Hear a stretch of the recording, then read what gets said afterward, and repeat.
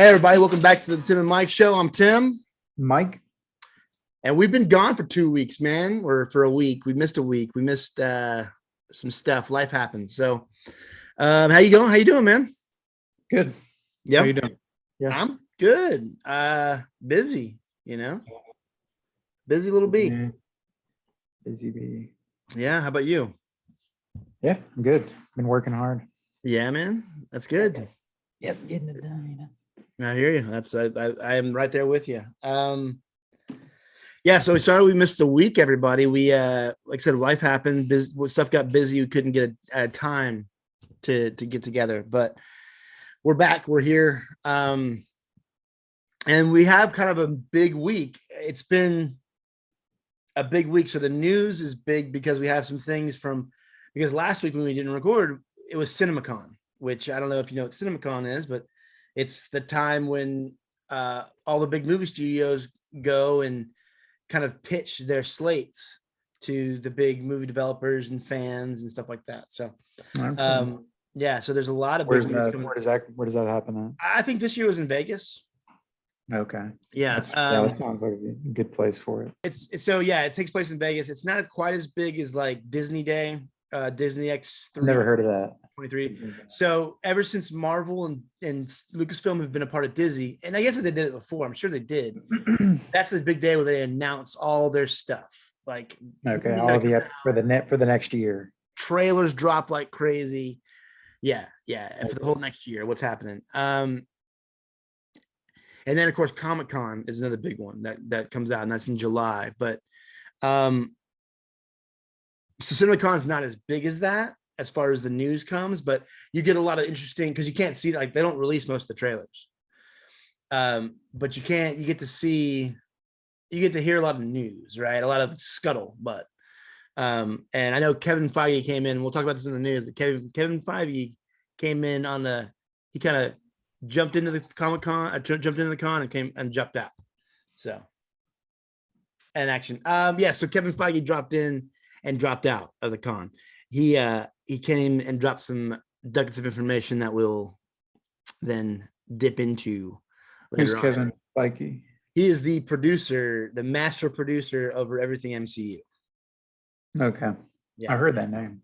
Yeah. He's been kind of the man behind the scenes this whole time. So anyways, all right, man. What have you been watching this week? It's been 2 weeks, so we've had a lot of watching to do. Yeah. And I've got that new app, so I've been watching quite a bit. So I watched Russian Doll season 1 and 2. That's on Netflix. I don't know if you've seen that show, but I really like that show. Okay, that's the one with Natasha Leone. Yeah, she was in American Pie many years ago. Mm-hmm. Yeah. She's in Orange Is the New Black. Okay, yeah. She's the lead in this show, and it's like Groundhog's Day style. Yeah, no, I know the premise. The premise always seemed pretty cool. I just never sat down and watched it. Yeah, so I watched season 1 because Michael hadn't seen it, so to watch season 2. So that's pretty good. Yeah, I recommend that. Okay. And then I watched Venom: Let There Be Carnage. Okay. Have you seen that? Which I just like that movie. I mean, I like Venom. Yeah, but you like that movie, is what you're saying. I just like Venom. Okay. I don't know if I like that movie in particular. I just like that. I don't know. I don't know. I just like the voice. I think he's pretty funny. I think dynamic and Hardy. Yeah. I mean, Tom Hardy's great. So sure. I'm so confused about what universe they're in. So, they're in the Sony.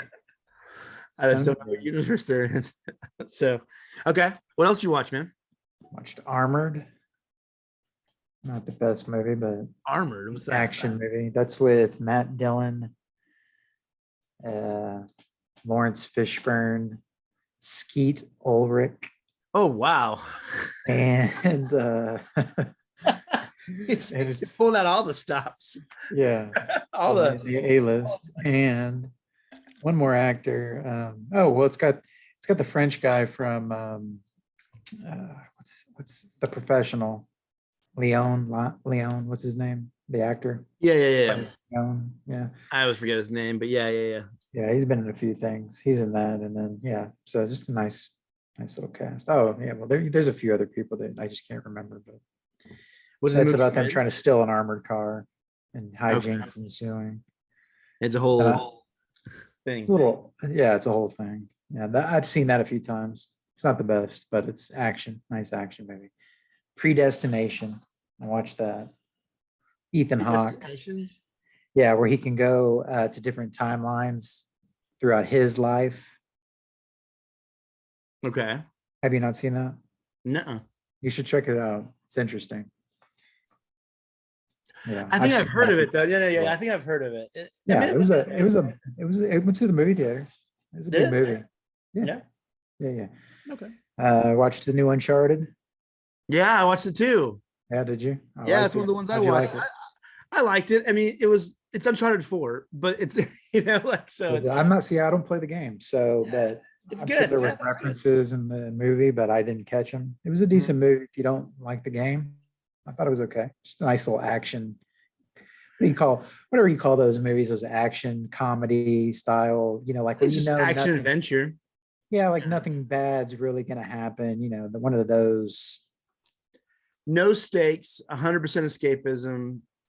Yeah, Sometimes the best movies to watch. yeah, like, what, like a lot of the Nicolas Cage stuff from back when we were kids, Yeah, those kind of. like it's so I think and I think I'm glad you bring that up because I think it's super important. I think that so many people get on their high horse about movies and films and how did this affect you and stuff like that. Man, the whole industry was developed for people trying to forget about the depression. Right. Like it's Not everything has to be so real, right? yeah, There's and movies for that. it's super important to be able to sit down and just enjoy a movie.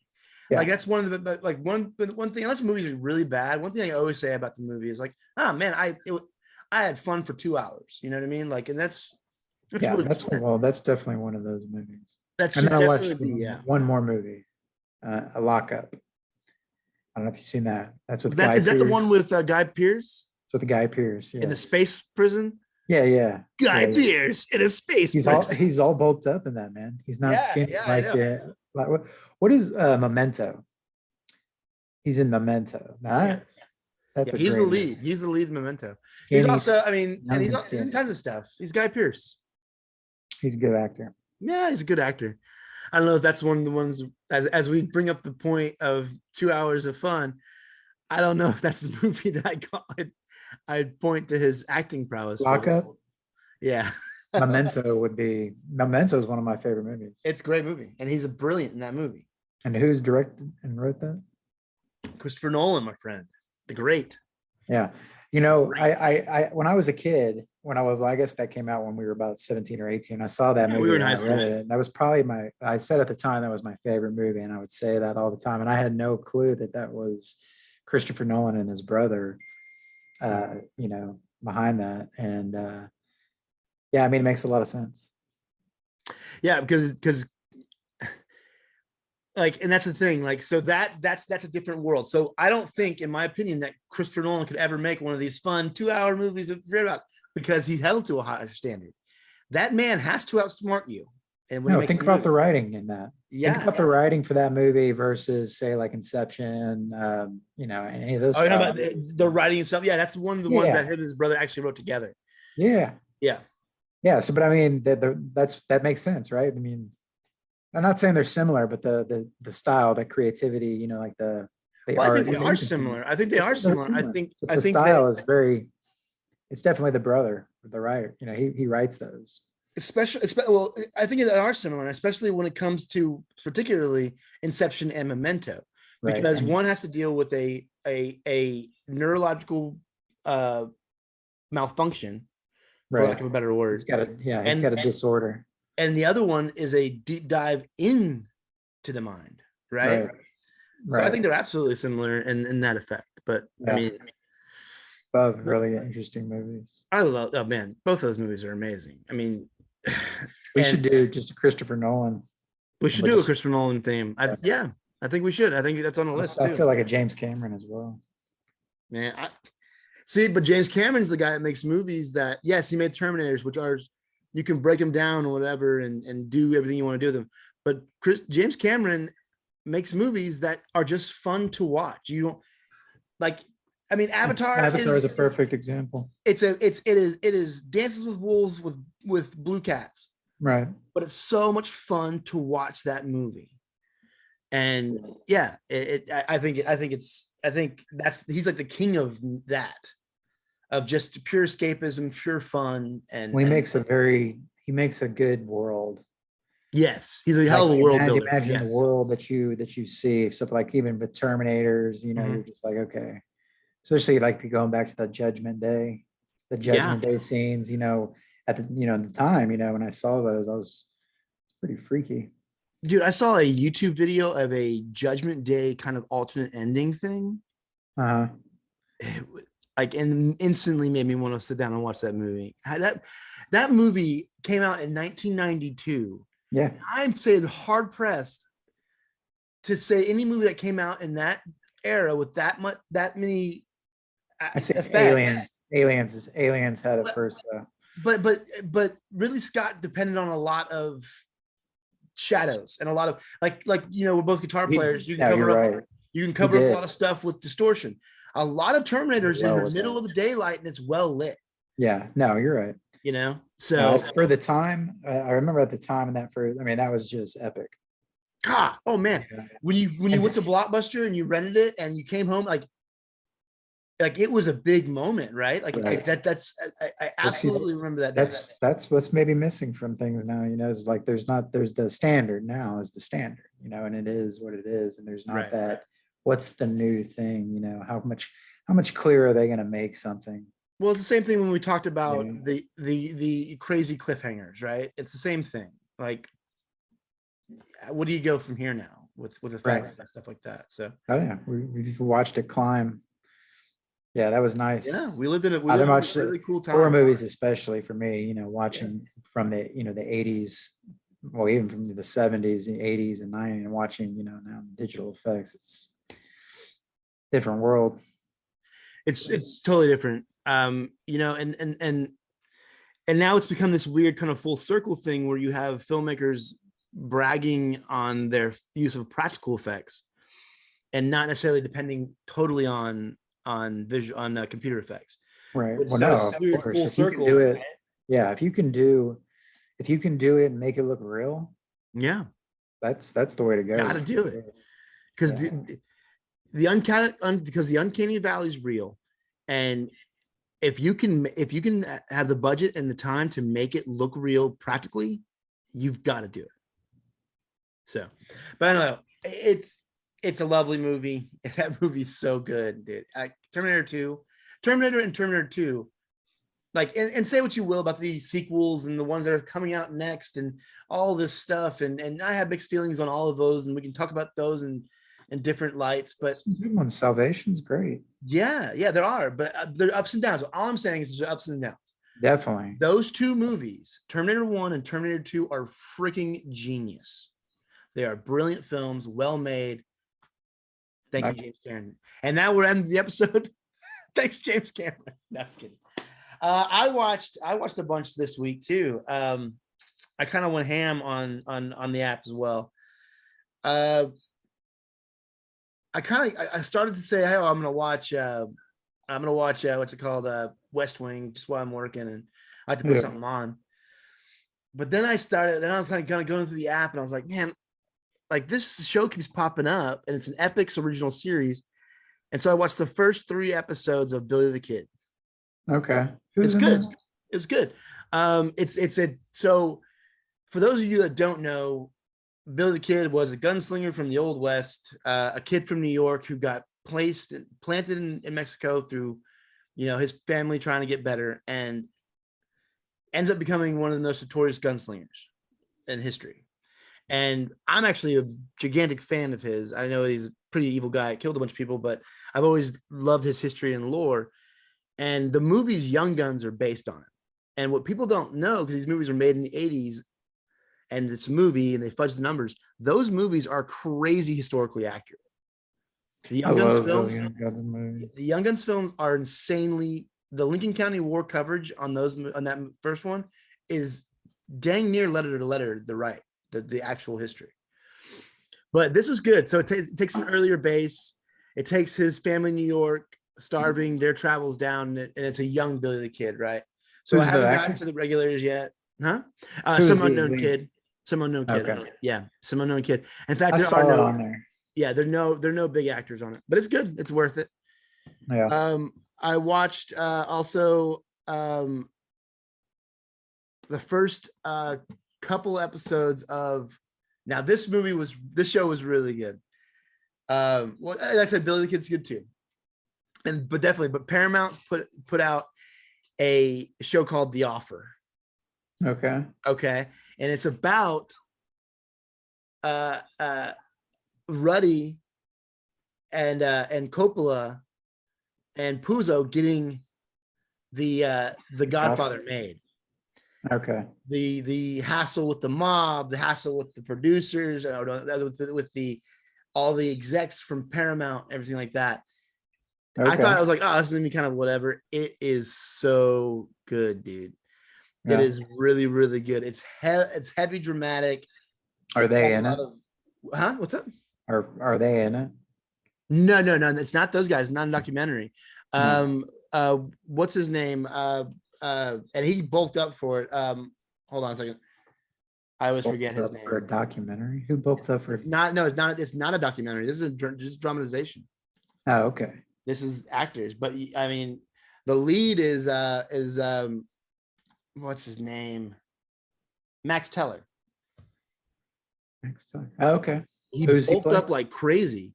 He was the hold on. Let's see. I mean, you know who he is. I know who Max Teller is, yes. But who does he play? Hold on one second.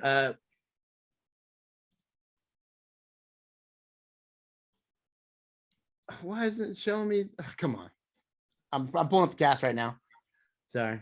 No, you're good. But he plays Miles Teller. Sorry, Miles Teller, not Max Teller. But he plays Albert Ruddy. So Al Ruddy, who is the producer of The Godfather.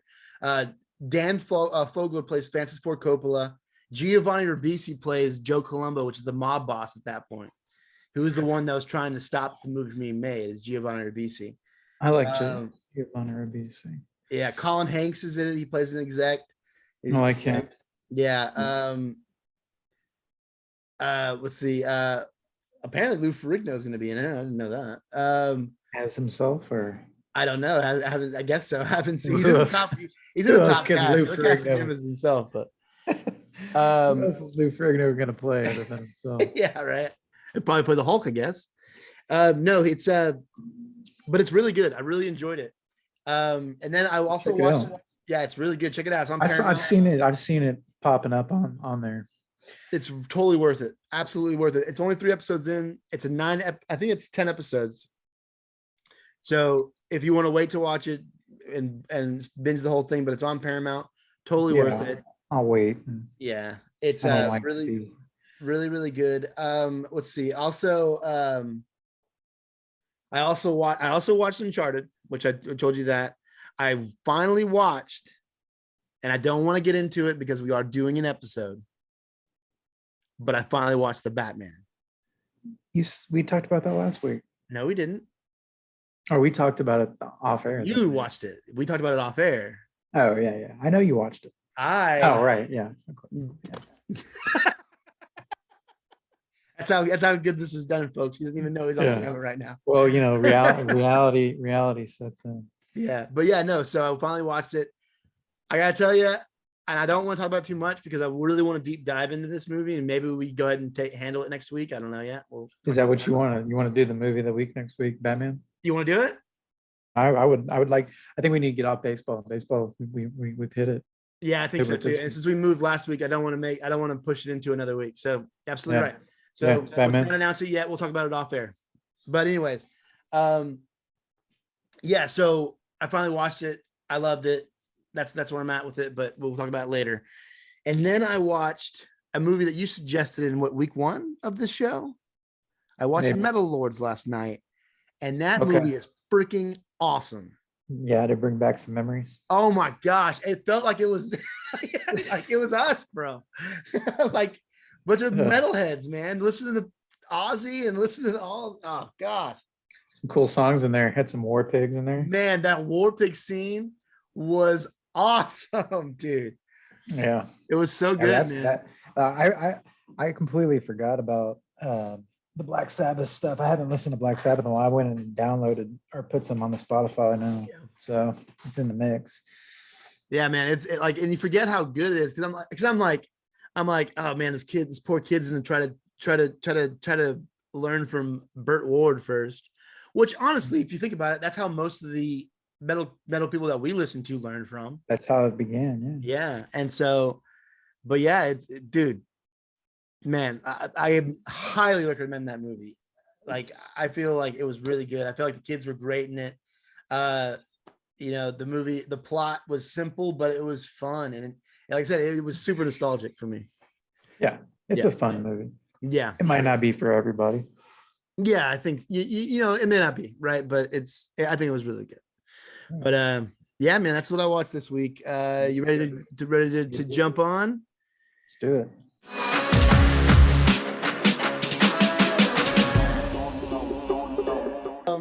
All right, guys. Previously on Moonknight, Previously on Moonknight. we are here, Mummy. and we are doing 2 weeks. Yeah, we're doing 2 weeks in a row, right? So that's a thing. But we've got a season finale coming next week. I guess Right. tomorrow. or Currently today. airing. Yeah, technically I've airing. not been able to watch. Yeah. Neither have I. But what do you think so far? What do you think about episode 4 and 5? Yeah, It's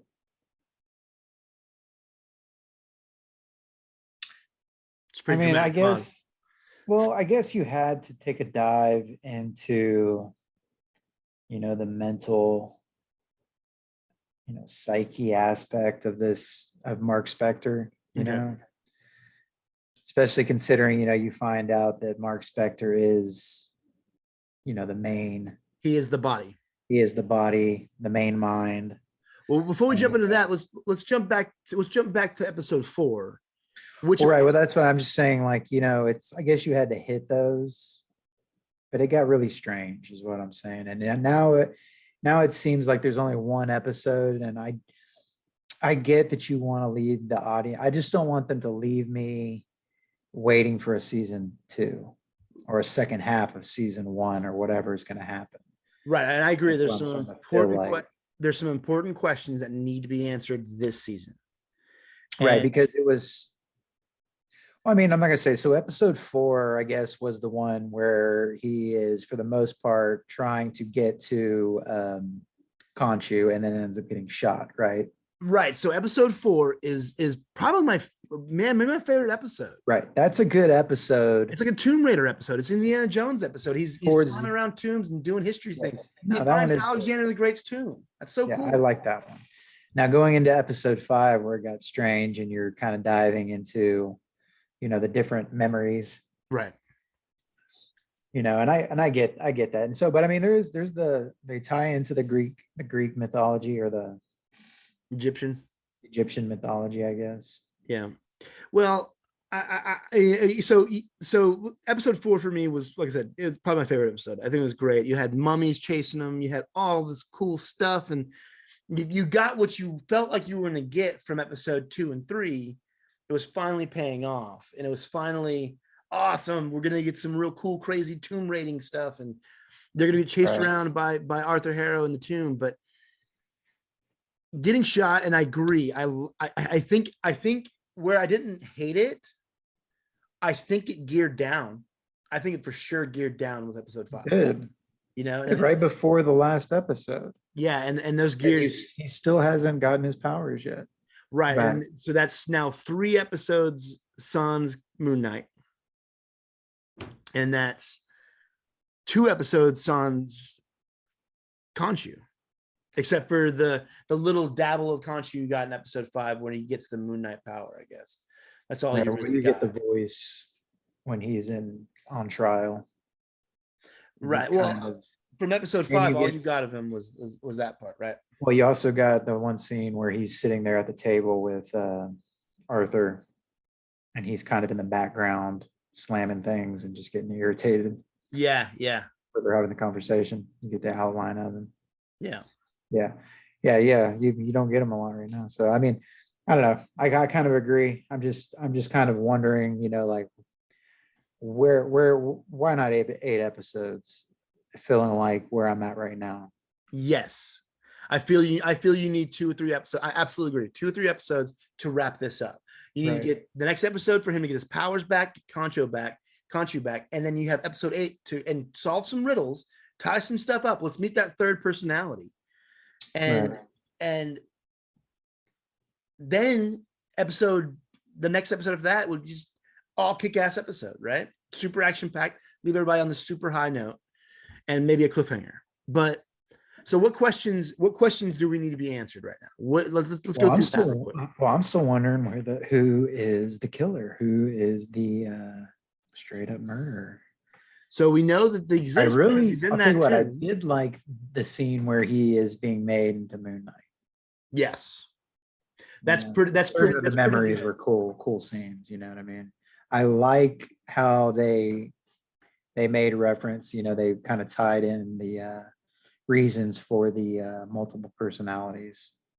Right. It was distress, which happens to us most of the time, right? His brain couldn't handle what was happening to him. Right. Yeah. So he was having those major stressors, and so he would have different things to handle, different personalities to handle the different situations he was in. He would kind of retreat into those. So it seems like, Stephen Grant is a more meticulous, organized person. You saw when he changed into him as his mom is trying to burst into the door, the first thing he does is notice the mess that a normal kid would make. Mm-hmm. Mm-hmm. And, Stephen Grant's relationship with his mom is a good one in his mind. He kept saying, that's not my mom. That's, you know what I mean? That's not my memory of that. So yeah, it's not my mom. Yeah. He kind of protected that. That was his innocence almost, it was Stephen Grant's personality, I think. So I like that. That was kind of cool.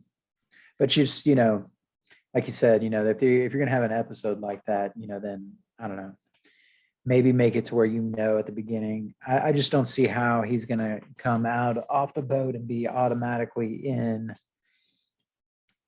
back with Conchu and have his powers. And we honestly, we've killed off, for all intents and purposes, we've killed off Stephen Grant. Exactly. Which leaves 2. Says to me, that's going to give. That's all fine and dandy, but come out. Stephen Grant's our lead. He's the one that brought us into this story. He's our perspective. He's our look on film. He's our eyes in this narrative. He is, but maybe that's the introduction of the second. Maybe there can only be 2 in the foreground. Maybe you're right. Is your introduction into the third guy, the murderer, and maybe this is the battle between the 2. Right. I think that with all these that have to be tied up, because that's absolutely true. Because you can't just introduce the third personality and then rush him. Right. You got to let him have his moment, right?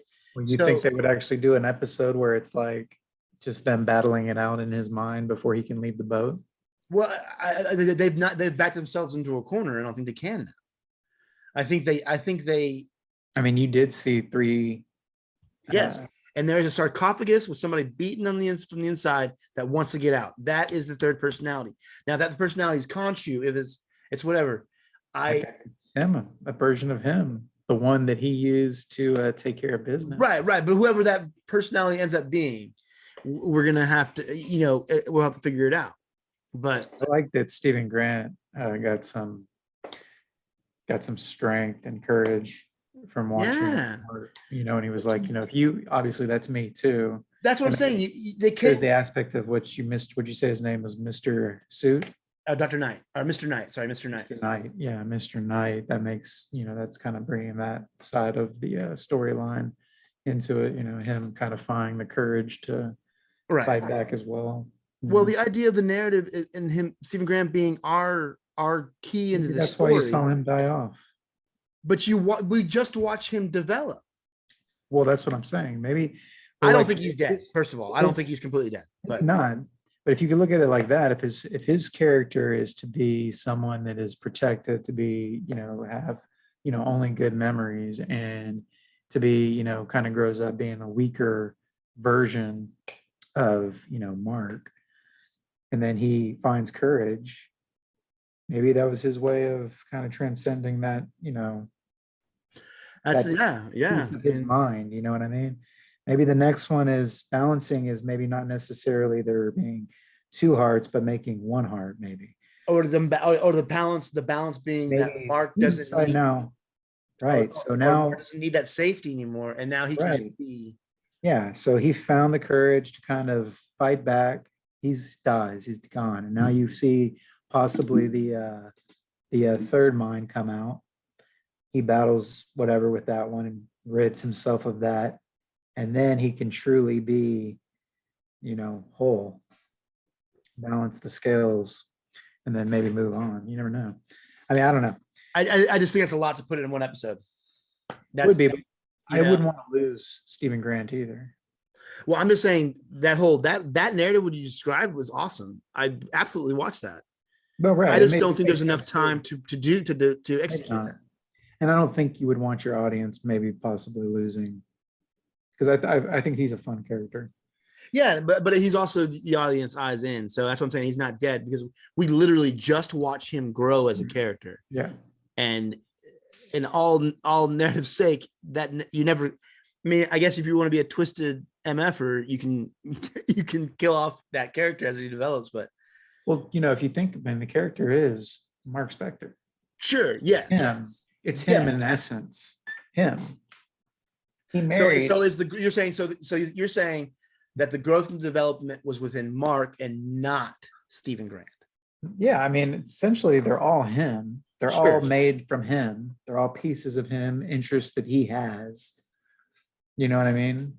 They're not, they might be, in his mind, separate people, but obviously he's made them with his memories and his thoughts and his subconscious, so they all are him.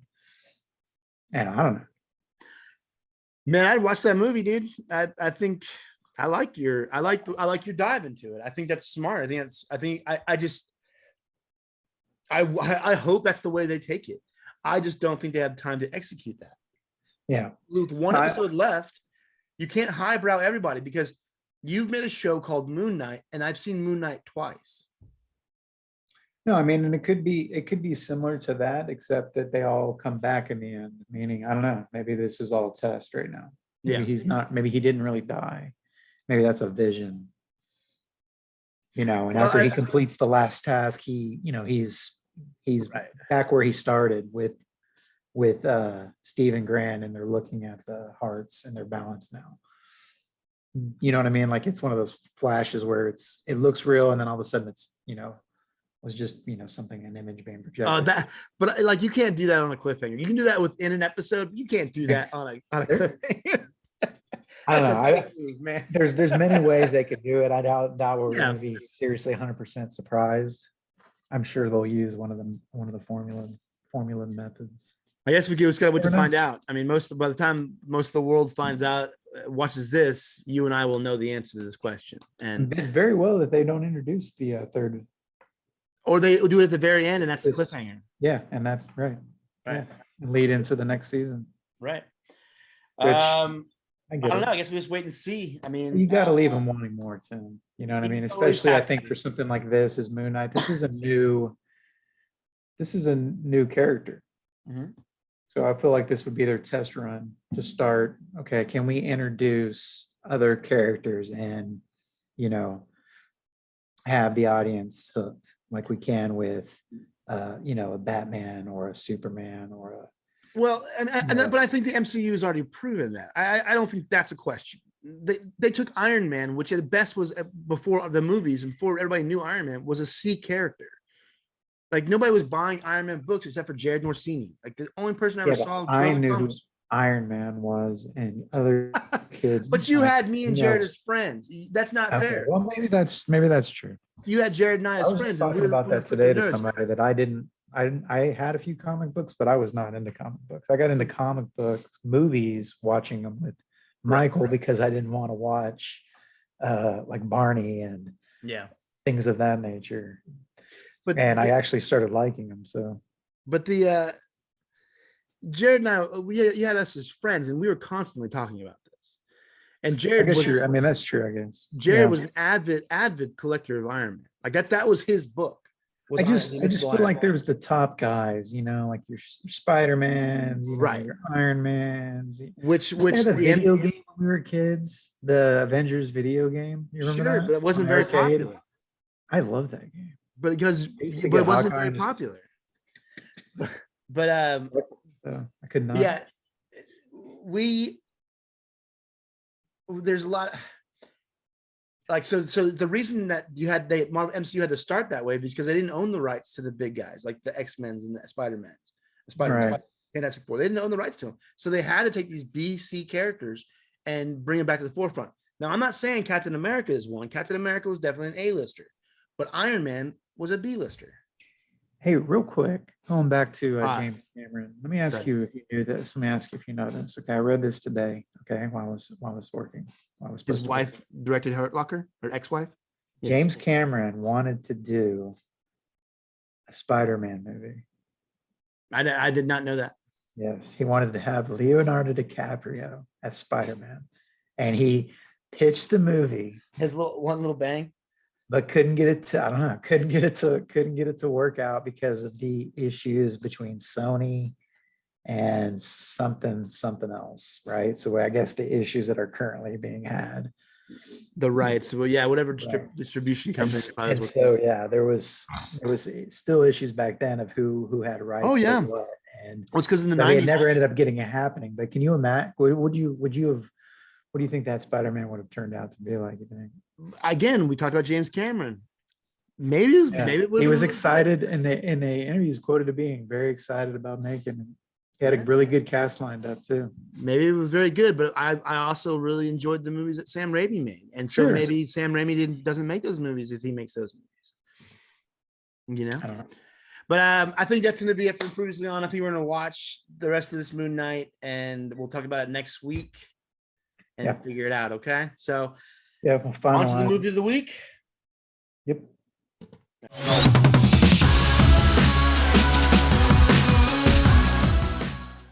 All right. So this week on the movie of the week, what do we watch, man? It's our last baseball movie. We watched Moneyball. Oh yeah. Yes. I love this by Bennett Miller. Also did the Fox catcher, Bennett Miller. Capote, which I like Capote's. He directed Capote? He did. Now, I like In Cold Blood. Great. Oh, that's a great book. Great book. Man, it's an amazing book. Yeah. So that makes so much sense with the Foxcatcher as well. Foxcatcher as well. Yeah, he's in both. Yeah. Well, he's in Moneyball and Capote. Yes. Yeah. But I'm not sure about Foxcatcher. But all great movies. He's not in Foxcatcher. No, he's not. But it also makes sense. It directed all three of those movies, and I picked unimpecced my choices for movies he did for those three. He's done other movies. Right, sure, but he's got a tone, and I like his tone. I like I like the way the score for that movie is really cool because it's just those few notes. It says like ding, ding, ding, and it feels small towny. It feels it feels really cool. Smaller ball club. Right, exactly. And the tone is so. Now that you mentioned that he's the one that directed it, it totally makes sense. Absolutely makes sense. So yeah, I thought that was pretty interesting. Yeah, no, it's great. Got a good cast. Got Brad Pitt, Jonah Hill, awesome. Chris Pratt, Robin Wright. Yeah, awesome cast. Great. The guy that looks like Spike Jonze. Yeah, it's really good guy. It's the stepdad. He always reminds me of Spike Jonze. Okay. We got him a cell phone. We got her a cell phone. It sounds like a really big parenting decision. But yeah, no, I love the story. Where do you rank this movie? As baseball movies, this Yeah. one's in my top 5, man. Yeah. Yeah, This was a well done baseball movie. it So really is. this was based on the 2003 nonfiction book by Michael Lewis. Oh, was it? The Art of Winning. Yes, the Art of Winning an Unfair Game, Okay. which is what I liked about this movie is, just that a lot of baseball teams, Yankees, are able to afford We're not talking about anybody in particular. Yankees. Talking about the fucking Yankees. Fucking Yankees. Beep Yankees. We're not Yankees fans, by the way, on this podcast. What I'm saying is yeah, right. So it kind of delves into that aspect of the game, and I thought it was a smart movie, smart baseball, looking at numbers and statistics. And, I really liked that. Thought it was a good concept. So I love how you say smart movie, because it was. yeah, They didn't pull punches. well-made movie. They No, didn't. They didn't pull punches with the science. They didn't. I'm a big fan of filmmakers not thinking their audiences are dumb. right. And they didn't pull punches with the science and the numbers. They let it happen. They let this is what these guys did. So we're gonna embrace it. I love that you said smart movie, because it really was a smart movie. It was smart. The dialogue is brilliant. The little There clips. were 6 nominations and the Oscars. Yeah, and Jonah Hill won Best Supporting, I think. Yeah, Best Supporting Actor, Best Actor for Pitt, Best Supporting Actor Jonah Hill. Yeah. I'm not sure who won. Best Actor, I don't know, but I know Jonah Hill won Best Supporting. I wonder if Brad Pitt won Best Actor. But he won Best Supporting for Once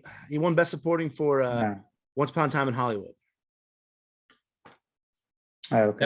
That was the last Oscar he won. But the movie being smart, and the movie being like, because it was a super changing the game of baseball, and it literally did that, because it's the kind of the clear dividing line from these jacked up steroid folks that we grew up watching, that we talked about, when we talked about 61, to smart baseball, analytic baseball. I don't care how many home runs you get, how many times you get on base.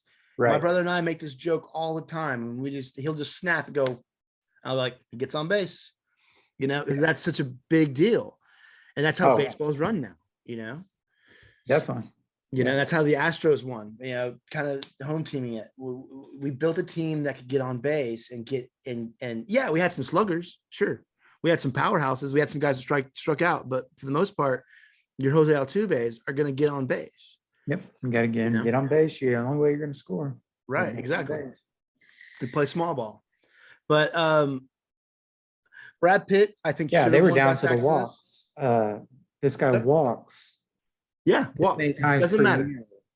It doesn't matter. It's the dumbest statistic in the world not to include the fact that, he walked. We're not going to increase anything for him, but he got on base. Right. No, he's on first. He might as well be in scoring position, depending on who it is. You know what I mean? Like, so. Got David Justice. Yeah. And those are names that harken back to our, kind of the way we grew up watching baseball and stuff. And it's Braves, man. Mm-hmm. And I didn't like him either. Yeah. Not a Braves fan. Of the 90s. Still hate the Braves. They hate the Braves. But the movie itself, the reason it kind of sits in the top 5 for me is because it's smart, but it's super easy to watch. You can watch this movie and not say, "Oh, this is 2 hours." Like, wow. I had watched it a few months back, actually. Yeah, it's just a really fun movie to watch. So. Oh yeah. Yeah. Philip Seymour Hoffman, the late great, plays Artie Howe, which, us being Astros fans have a history with Artie Howe. So yeah, no, I think he was great in it. I love Philip Seymour Hoffman. I think it's one of the biggest tragedies we have from our generation of actors. But the way he went out too, I would not have imagined. Me either. But he had a history, and it's a hard thing to do. you know, He was in a lot of really good movies. man, he's such a good actor. Like with Mission, his part in Mission Impossible. I'm gonna hurt her. I'm gonna find her. I'm gonna hurt her. Like he's such a good bad guy. He's such a good bad guy. I remember seeing him for the first time in a movie where he was friends with, I believe, Ben Stiller. Okay. And he was What playing movie a is it? supporting role, and he was just this nasty friend. It was just, What I don't movie know. was that? I can look it up for you. Look it up. Because the first thing I remember seeing him in was Boogie Nights. Okay, yeah, no. Yeah. Yeah. So I that's the- take that's that the back. first thing I Yeah, that remember. is the first. Yeah, that is the first movie I saw him in. And I know he's acted before that, but just like that sticks out in my head, right? Right. No, so he was in The Big Lebowski. Yeah. That's right. He's in the Big Lebowski. He's Mr. Lebowski's assistant. You don't remember? Yes, dude. He's like the straight man. Friend. Oh yes. Yeah. Yeah. You know, oh, that's Bunny, dude. He's such a, that might be the first. Honestly, that might. Well, maybe I don't know if that was before or after Boogie Nights, but they're right in the wheelhouse there. I don't even see that movie. Maybe I'm not even. Maybe it's further back down. Maybe it's not Philip Seymour Hoffman. Was it Along No. Came Polly? Yeah, is he in that? I don't know. Let's find out. I think This this segment of the show brought to you by IMDb. Well, look, I'm looking You at don't know his the movie information. list, and I don't see it. There it is. Yeah, it is Along Came Polly. It's Along Came Polly. Yeah. Okay. Yes, Jesus, the fourth one in there. Yeah. 2004. Clearly not his first movie. Not his first movie. No. No, Way- because he was in. He was also in. Wasn't he in Talented Mr. Ripley? Yeah. And that's really old. So, oh no, Yeah, that's a good movie too. That is a good movie. Jude Law, Matt Yeah, Damon. It should be him. Yeah, he's in that. Yeah, he's the other friend. Yeah. The one that was on to Mr. Ripley. Doesn't he kill him? He ends up killing him. Yeah. So they made a sequel to that with what's his name? It made a sequel to The Talented Mr. Ripley. Yeah, it's him older. It's John Malkovich playing Mr. Ripley as an older. What? Yeah, you didn't know that? I did not know that. I'm looking. I'm going through his IMDb. Have you ever seen The Master? It's Joaquin Phoenix and Philip Seymour Hoffman. I've never sat and watched it, but I've heard it's pretty good. But it's loose. It's essentially he's playing a loosely based character on L. Ron Hubbard. It's about the birth of Scientology, but but they couldn't actually call him L. Ron Hubbard because Scientology was going after him because they obviously doesn't put it in a good light. So heads up, I'm gonna check out The Master soon. Maybe I'm wrong about that. What? Maybe Again, I'm wrong. IMDb. If you don't know the answer to your film question, then please check imdb.com. I prefer Google. Ripley's Game, John Malkovich. I knew Ripley's Game. Yeah. On IMDb was actually the source. Maybe I should use that. I'm telling you, man. Who was telling me you. that I should check out IMDb? I don't know. I think you heard on a pretty good podcast. Maybe Okay, so what else we got? So Brad Pitt plays Billy Bean. I kind of love the end too, man, where he turns down the Red Sox offer. the man had a love for the game. He was a player first. Yeah, and I loved that too. The way it was written, the way he wouldn't go watch too. games. The moment that he went to go watch the game and they blew like the 11-run lead or like such like He man, got it's just respect, well man. written. He Huh? got respect, dude. He got Yeah. respect. Like when he went into the locker room and he slammed all the shit down Oh yeah. and he was mad. Like he earned respect, you know. Yeah, because he was That's a like player. being a player. Wasn't he like the Right. first player GM? I don't know. I just feel like that's usually the case with things like that. You know, you get respect by putting your hands on it. Yeah, sure. rather than talking about it. Right. Um, I'm looking something up real quick on the Google. No. Yeah, it was Billy Bean. He's the first player GM. So he's the first one Okay. player to ever become a GM. Okay. Um, I could definitely sense that that aspect of the character. Then right, you want to right. definitely put that out there for him, because I definitely picked up on that. But like, I know this is kind of the most shocking part of the movie when they first start and they show the budgets of the teams. Right. Man, I hate the Yankees. Like, God. Yeah. It's So, Hey, I mean, where do you rate it? as far as baseball movies, yeah, definitely. It's definitely one of my Top definitely five, top 10? Yeah, definitely top 5. I've got Okay. top 5 real. We'll say top 5. Where I just say that are like good movies. Top 5 good baseball movies, not Okay. not your, just funny movies. Right. So it's top 5 baseball movies. good baseball movies. Okay. All right. Well, I'm gonna give you 5 fun trivia facts from Moneyball, and we end the segment. Does that sound good to you, sir? Let's do it. Okay. All right. I have to answer them. No. They're not like questions. They're just fun facts. Oh, okay. Okay. Since there was no money to shoot in all the stadiums the Oakland Athletics visited, Dodger Stadium was dressed up as 8 different ballparks. So when they were showing away games, Yeah, that was Dodger Stadium. Crazy, right? Not interesting. Yeah. Okay. When Chris Pratt auditioned for the role of Scott Hadberg, he was told he was too fat. Pratt decided to lose weight before the role was cast. I check maybe once a week, he recalls. I'd say they'll cast it yet. Did they cast it yet? And he would keep working out. Finally, he got in good shape and took a picture of himself and sent it to the agent. He won the role, which is funny considering after that role, he gained a bunch of weight again and was on Parks and Rec. Right. Well, lost now a bunch of weight again. Currently lost his weight. Yeah. Now he's super. About to be in the new Galaxy movie. Yeah. Which, that's going to be a good. All right. So, despite suggestions in the movie that Scott Hatterberg was a bad fielding first baseman, he ended the year with the fielding percentage of .994, higher than the league average for his position at .993. Isn't that interesting?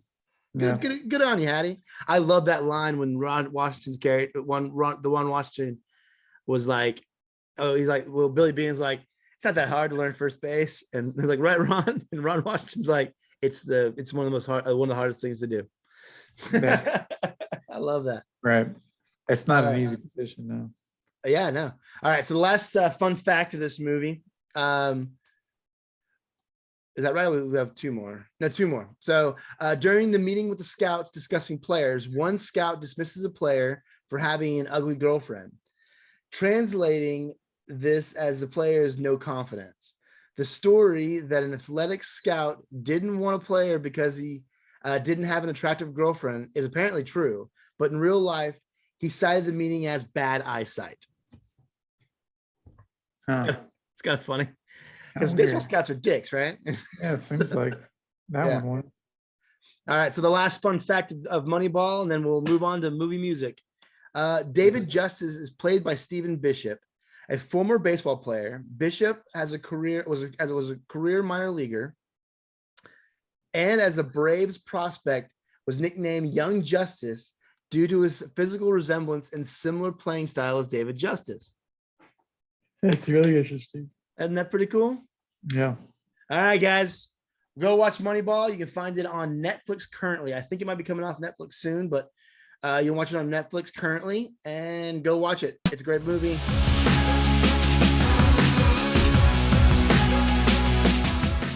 All right, guys, welcome to the news. We kind of have a big one. We talked about earlier in the episode, we talked about CinemaCon and some things that came out from that. So where we are there is we talked about Avatar earlier also. So during CinemaCon, we finally got an Avatar 2 title, Yeah. which is called Avatar: The Way of What Water. dream? Oh, The Way of Water. I, And we also got a release date, which is December 16th of this year. We're close. yeah. So, Yeah, that's been teased for a while now. yeah, I know. He's been talking about it forever. And I don't know if he really went through and made all these sequels, but we'll see what happens. But we got a title now. So Avatar: The Way of Water on December 16th, 2022. That's one thing from CinemaCon. Now, one thing I wanted to mention in CinemaCon is that Kevin Feige left a creative retreat that he's having with the future directors and current directors of the MCU and storyboardists and everybody that's got involved for the next 10 years. They're currently plotting out the next 10 years of MCU films. How the story's going to develop, how we're going to introduce certain things, such as the X-Men, Fantastic Four, where the story's going to go on with Kang the Conqueror. Oh, we introduced Galactus, stuff like that. So no big titles were released because, like I said, CinemaCon doesn't really dump that. They're going to save that kind of stuff for Comic-Con, or they're going to save that stuff for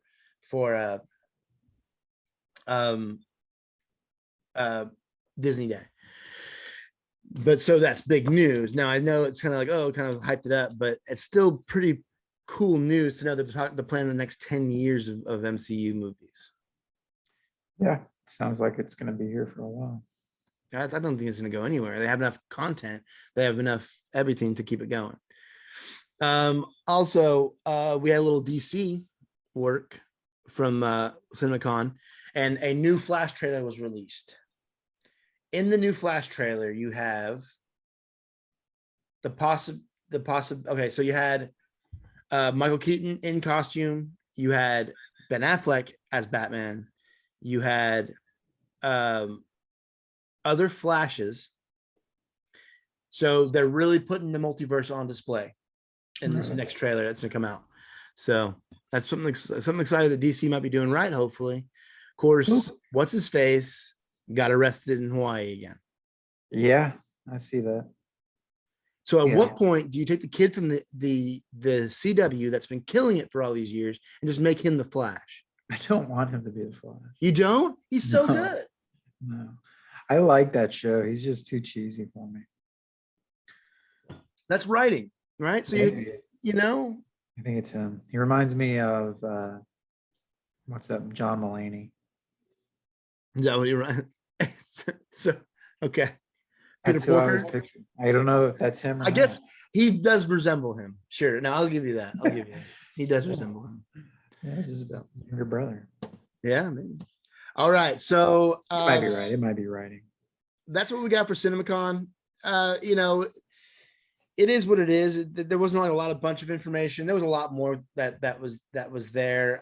There was some movies that were kind of put out that aren't MCU comic related that seemed good, but nothing really crazy to talk about. We'll see trailers later on. We did get a trailer from there. Sorry again. We got this one. So let's watch the next trailer that we're gonna watch here, and we'll see you guys in just a minute or two. Wow. I really like okay. that. So the Black Phone. What do you think? I like that. So, that's the guy who did Sinister. And so watching those dead kids helping him really kind of brings back, kind of seeing that in the Sinister movies, where you see the the kids kind of wandering around the house and, maybe one of the other kids seeing them at first. And yeah, I kind of like how he makes his movies. Yeah. He also did Emily Rose, which was one of my favorite. I mean, besides The Exorcist, maybe my favorite exorcism movie. So that's Scott Derrickson. Yeah. Really good. Really good. Yeah. That looks good. Ethan Hawke. That kid's name is Mason Thames. So we have Ethan Hawke playing, for what we know as far as audiences, the second bad guy in a row for him.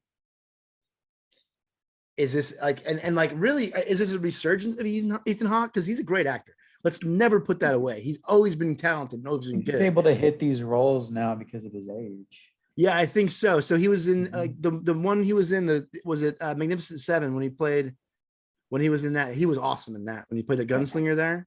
But I think that Right. was right. It's in his age, right? And he's starting to Right. kind of really nestle into the zone he's in. I thought, Yeah. yeah, I feel like that's helped maybe help him get roles like this, or maybe that's just what he's on now because he does a lot of different things. he does. You're absolutely right. Yeah, but Yeah. to me, it more plays the hero. He More does. That's what I'm often. saying. And I think that's my point. Maybe is that he does play the hero. He's Yeah. he's the lead. He's the romantic lead, right? He's before sunset. So he's in like all the Linklater films he's been in. He's always been either the antagonist, Yeah. How do you like the Life? protagonist, excuse me, the protagonist. So Like Life, that movie Life. yeah, We yeah. filmed that for like what 17, 18 years, something like that. Oh, boys. Boy's Life or a boy. No, Not a Boyhood. boy. Boyhood. Yeah. And a lot of Yeah. people don't like that movie. They're like, oh, it's just whatever. I mean, I think that movie's great. Cool concept. Yeah, You really don't know what you're gonna get with an actor. right. And I loved his character in it. He's awesome in it. He's like this really great dad. That's maybe not the best dad, but he's a cool, like he cares, he loves, right? Right. So, okay, let's move on to the next one. This is, I think, coming from CinemaCon again, and this is the second trailer we get from this movie, and let's pick it apart and let's see what we think. Okay. As usual. Okay, I got some things I would like to say. Why are we hanging out in the woods where there's raptors just running about? Apparently he's raising that raptor and its baby. Yeah. And Chris Sweet Pratt stuff. is doing a lot of this in this movie. Like a lot of, Yeah, well, he was doing that. Remember that was his yeah. How he lion called it. tamer. Right. Or raptor And then tamer. and how many times this guy getting riding motorcycles alongside? That's been in every one of these movies. Has not a scene where he's riding a motorcycle around these raptors. Well, it's kind of like a Fast and Furious. They make money. They make money, and that's it. People like to see them. You're 100%. I'll watch it. I mean, they're not horrible. At least you got Sam Neill and Laura Dern back in this one. Yeah. That's good. Yeah, and you got Jeff Goldblum, and And that's this guy. Let's see, Mamadou Afi. He's the one that was in Arch of Eight. okay. Did you see that on Netflix? He's a good actor. He's gonna be. I'm gonna tell you, he's gonna be big one of these days. Okay. Yeah, I haven't seen him in a lot, but the things that I have seen him in, he's pretty good. Yeah, you should check out Arch of Eight. That's on Netflix as well. Okay.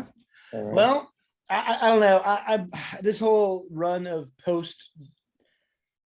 I mean, I'm such a big fan of the original. I don't know where I sit. I'm gonna watch the movie. I'm gonna watch it. But Sam Neill's in it, so maybe it's maybe it's the end. Maybe it's the last one. please let it. Please, can we please let it be the end? I mean, he hasn't been in one since 3.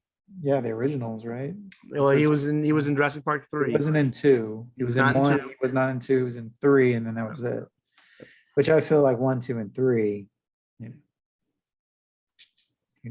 I think they're okay. I 2 and 3 are okay. Jurassic Park 1 is an amazing movie. The only one directed by Steven Spielberg.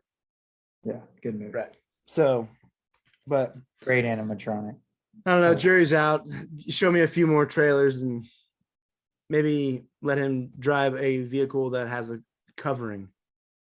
Right. All right. Let's move on to the next one. What is the next one? The Weird Al story. Man. With Danny Radcliffe, Evan Rachel Wood. Does it seem like Rainn this is going to be a series for you or what? Well, All right, here we I'll go. tell you, the director did Field of Dreams 2. You know it's going to be good. He did Field of Dreams 2? Which I did not know there was one. But Yeah, I didn't know that was either. Yeah. So maybe we're not done with baseball movies. Maybe we should do Field of Dreams 2. I felt like it was apt to have that as to sum up our last baseball movie. They should have done Field of Dreams 2 as like a horror movie. Yeah, Right? well, Like Shoeless there is Joe a comes back for reference. vengeance. in one of the scary movies to Field of Dreams, possibly. I don't know, maybe not. Yeah, I don't know about that. Dude, I don't know if I'm awesome. liking Danny Radcliffe as Weird Al, though. I don't think he's pulling it off for me. Well, we got to see more, but I think it's awesome. I think it's like I mean, it's like the I'm a biopic you big never fan of knew. that. What's I up? had the CD when I was a kid, one of the CDs. I had all of them. I was a big fan, and so his story was. I mean, obviously, from what you knew, was never this. And he was kind of even behind the music. He was kind of like, I don't have a really crazy story. I was a big fan of this one comedy parody songwriter, and he started doing his own, and then he sent his tape in, and it was Like a Surgeon, and that got big, and that's the story. So now what it seems like to me, it's going to be kind of UHF-ish, which I don't know if you've seen UHF, Oh yeah, but it's a lot of, I it's a watched lot that a of few stuff like times. that. So it seems like it's going to be that vibe for me, which Yeah. I'm 100% in. If it's that, I'm 100% in. Well, I'm 100% in anyway. But what's also cool is it's on the Roku channel, which Kramer was in UHF he was. Yeah. Yeah. Before he was a racist. before he was right. Yeah. So, Right. What did he said? A bad word? yeah. He said the word you don't say. So I don't know. But yeah, I think it was good. It was on the Roku channel. So they're and it's a stream for free thing. So it's kind of there. I guess they're kind of, let's push it out. I know that they have Slugfest, which is the Marvel vs. DC show, which is pretty cool. So all right, you want to get to the last trailer? Let's do it. All right. Yeah. Yeah. Definitely watching that. It looks awesome, right? So you get a little taste of Darth Vader in there. You get a little taste of a lot more of the Inquisitors. It seems action packed. You get that. There's going to be a big story, I think, between Uncle Owen and Obi-Wan. Yeah, So I saw that. It seemed like he didn't want to give up Luke, so that's interesting. But you know the story goes on that. He doesn't really have a choice. Well, also he doesn't want to do it until he dies anyway. So he's kind of always against it. He's always against that life, like that Jedi life, because he's seen what happens. So cool. But yeah, I mean, it looks great. I'm excited. It's the end of May. It's probably gonna be our next series that we're gonna watch closely. So it'll replace Moonknight on previously on. So looking forward to it. That's good. All right. Well, let's talk about next week's movie of the week.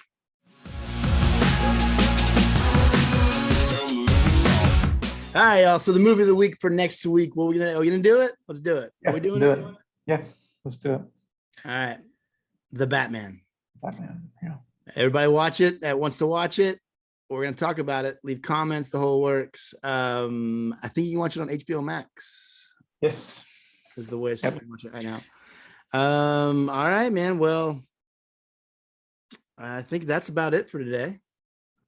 Would you agree? It's fun. Yeah, had a good time. A lot of talking. There's some hiccups, some technical difficulties, but we figured it all out, didn't we?